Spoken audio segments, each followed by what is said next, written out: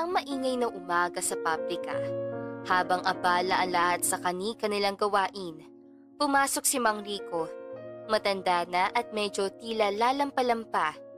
Marami ang gawain at nagsasabay-sabay ang mga utos sa kasabay ng ingay na makina. Nagtitinginan ang mga trabahador sa kanya. "Sino tong bago?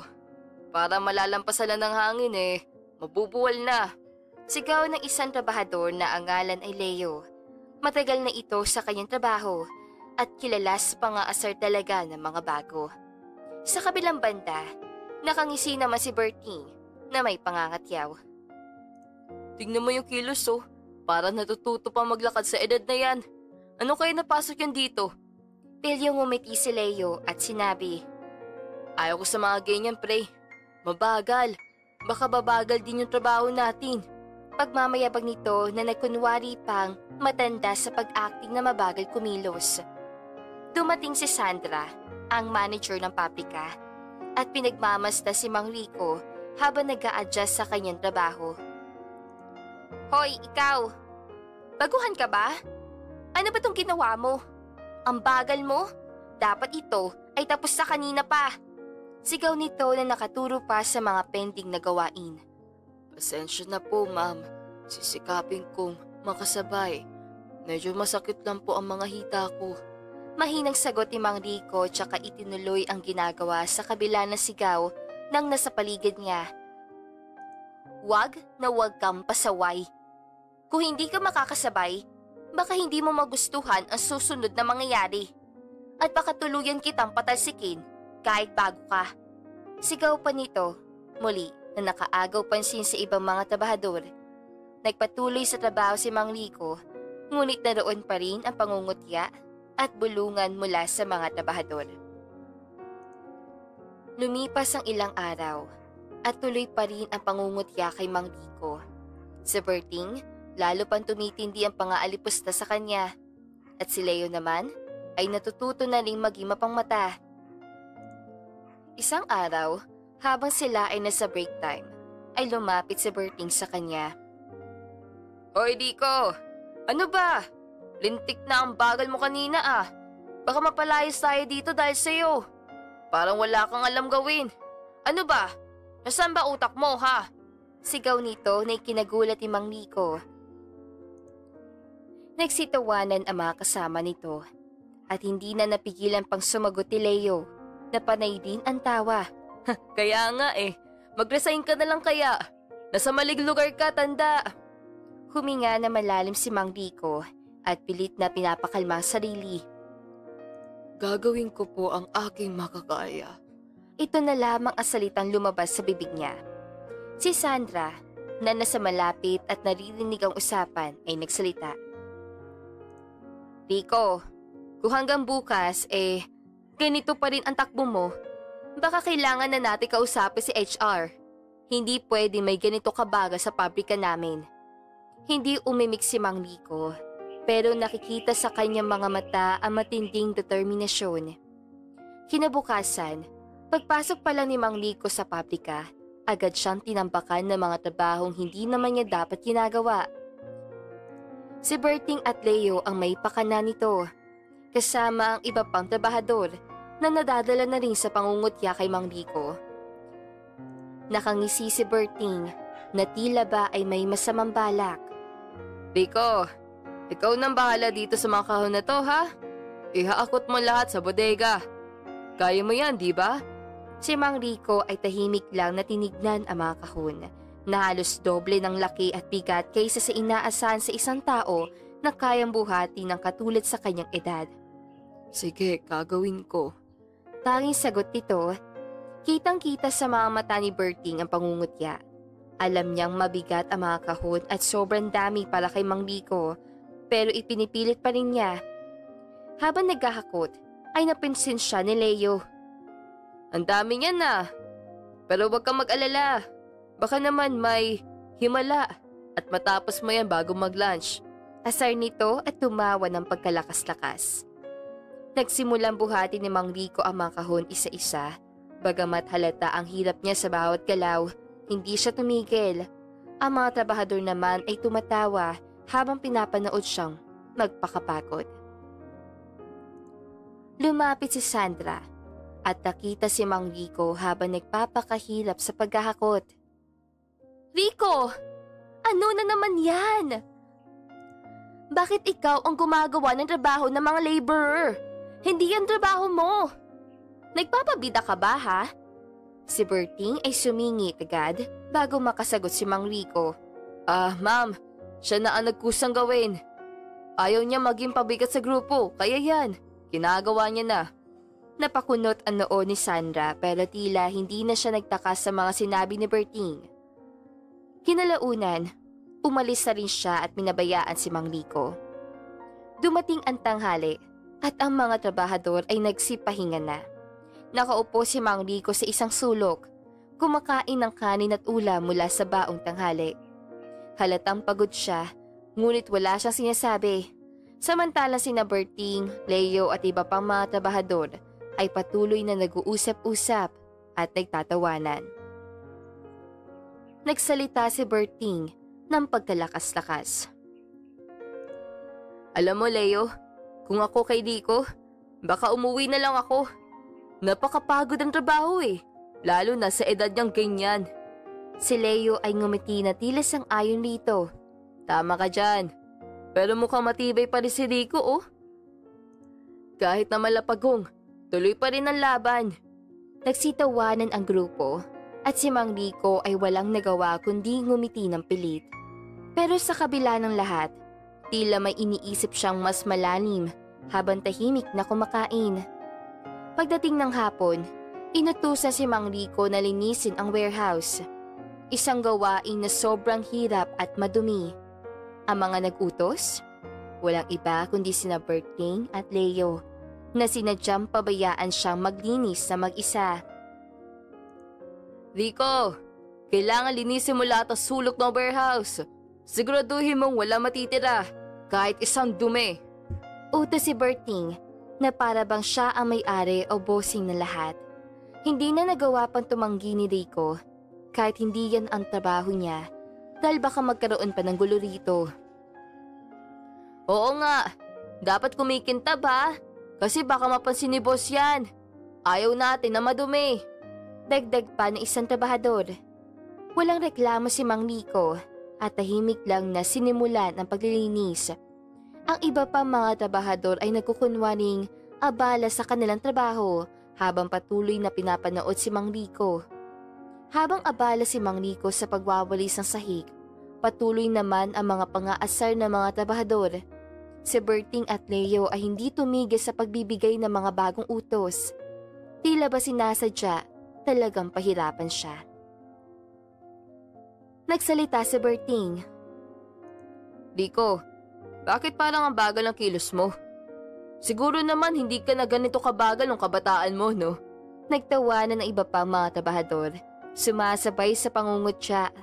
Si Mang Rico ay nananatiling tahimik. Nakayuko habang patuloy sa pagwawalis. Nakikita niyang bumubuo ng alikabok sa harap ng kanyang mga paa. Ngunit hindi niya ito iniinda. Isang trabahador pa ang muling sumagot at sinabi, Oh, Rico, paano ka nga pala napadpad dito? Mukha ka kasing nawawala Dapat yata, pagkilos senior citizen na, sa bahay na lang at nagpapahinga. Hoy, huwag ka namang ganyan. Baka kasi bored si Rico sa bahay kaya naghanap ng mapaglilibangan. Hindi ba Rico? Gusto mo lang makatikim ng hirap ulit ano? Pagsingit ni Berting sa usapan. Sumingit ang mga mata ni Berting habang patuloy sa kanyang pagtawa. Habang si Mang Rico ay yumuyuko, si Leo ay patuloy sa pagmamasid sa kanya na tila ba naghahanap pa ng butas. Nagpalipat-lipat ang mga tao sa kanilang gawain, ngunit hindi maiiwasang laging lingunin si Mang Rico. Nagsisimula na maging malagkit ang pawis sa kanyang likuran, ngunit hindi siya bumitaw sa kanyang gawain. Patuloy siya sa paglilinis ng bawat sulok ng warehouse at kahit pinahihirapan siya ng mga kasamahan, hindi niya inalintana ang pangungutya. Bumulong si Berting kay Leo. Tignan mo to parang hindi na tumitigil. Grabe, ang tibay ng lolo. Akala ko ba bibigay agad? Oo nga eh, pero wala naman tayong problema. Masaya naman tayong lahat habang siya ang naghihirap.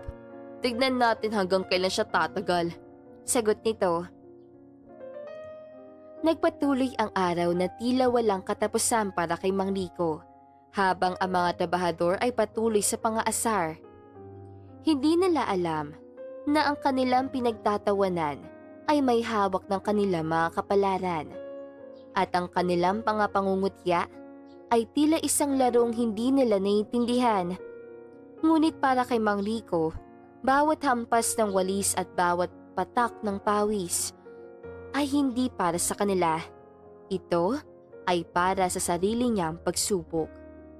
Sa bawat kilos si Mang Rico, mas lumalalim ang usapan ng mga trabahador.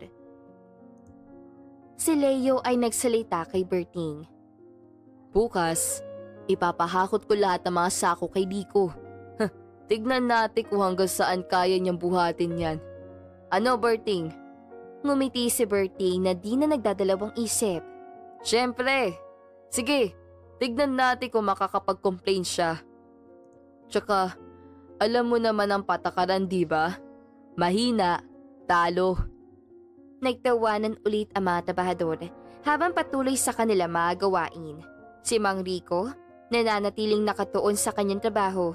Tahimik, ngunit malinaw ang bawat galaw.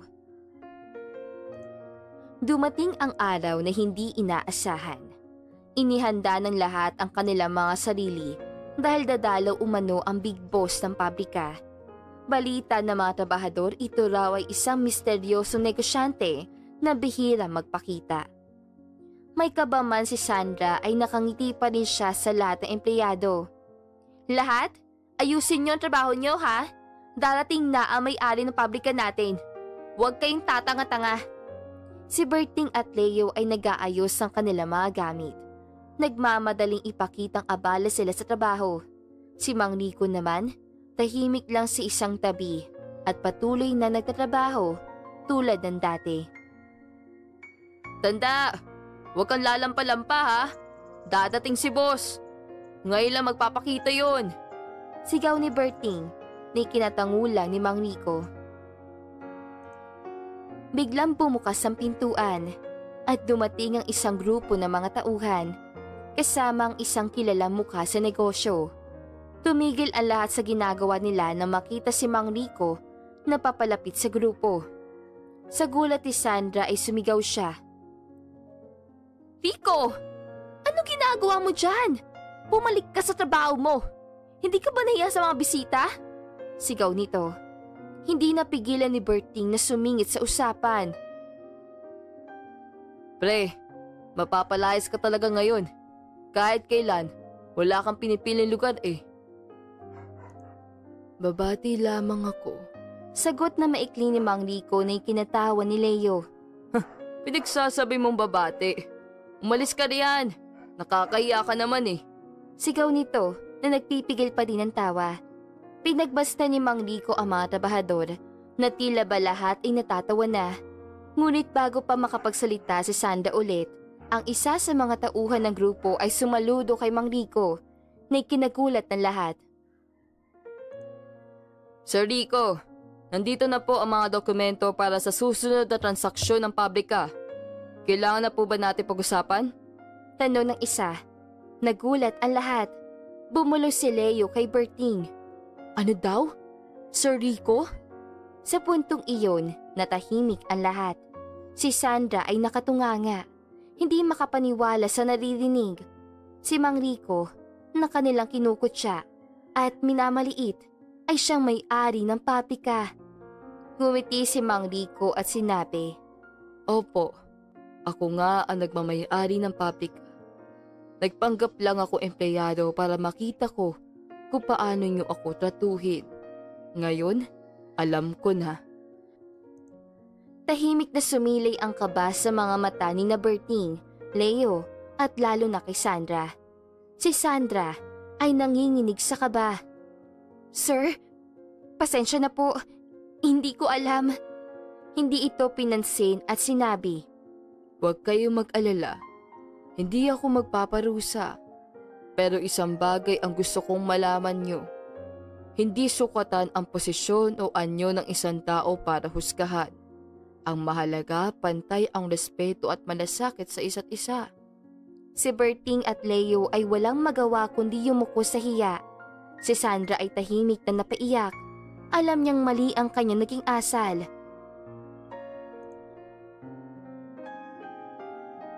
Ilang buwan ang lumipas. Nagbago ang ihip ng hangin sa pabrika. Si Mang Rico, kahit na ang may-ari, ay madalas pa rin magtrabaho kasama ang mga empleyado. Ngunit ngayon, masaya na ang lahat sa trabaho at ang respeto ay dama sa bawat isa.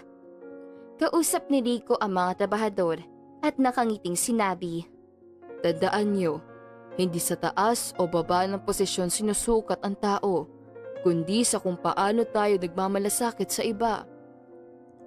At mula noon, nagsilbing idolo at inspirasyon si Mang Rico sa lahat ng empleyado. Isang paalala na walang sinuman ang dapat husgahan base sa kanilang panlabas na anyo.